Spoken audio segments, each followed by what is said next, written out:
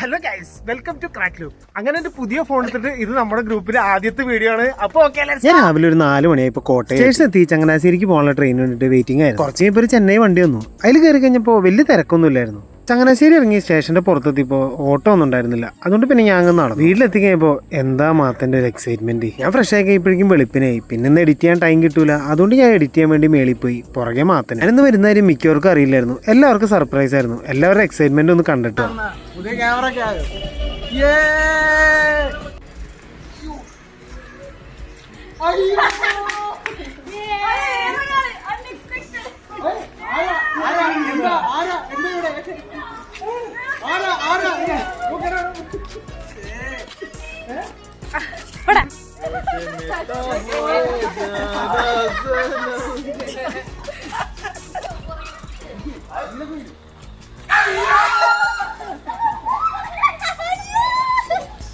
ഞാൻ വന്നുകൊണ്ട് ഇവരുടെയൊക്കെ എക്സൈറ്റ്മെന്റ് കണ്ടപ്പോൾ ഞാൻ നല്ല ഹാപ്പി. ഇതാണ് ഞങ്ങളുടെ നോബിൾ സാർ ഇന്ന് തോക്കൊക്കെ ആയിട്ട് കുറച്ച് ടെററായിട്ടാണ് വന്നത്. സ്റ്റഡി ട്രിപ്പ് ആണെങ്കിലും ഞാൻ നല്ല എക്സൈറ്റഡ് ആയിരുന്നു. നമ്മൾ കുറച്ച് പേർക്ക് വേണ്ടിയിട്ടുള്ള വെയിറ്റിംഗ് ആയിരുന്നു. ഇതാണ് നമ്മൾ പോണ ബസ്. അവസാനം നമ്മളെല്ലാവരും ഈ ബസ്സിൽ കയറി ഇരുന്നു. ഒട്ടുമിക്ക എല്ലാ ആൾക്കാരും ഉണ്ടായിരുന്നു ഈ ട്രിപ്പിന്. ഹലോ ഗൈസ്, അപ്പോൾ ട്രിപ്പ് പോവാലേ.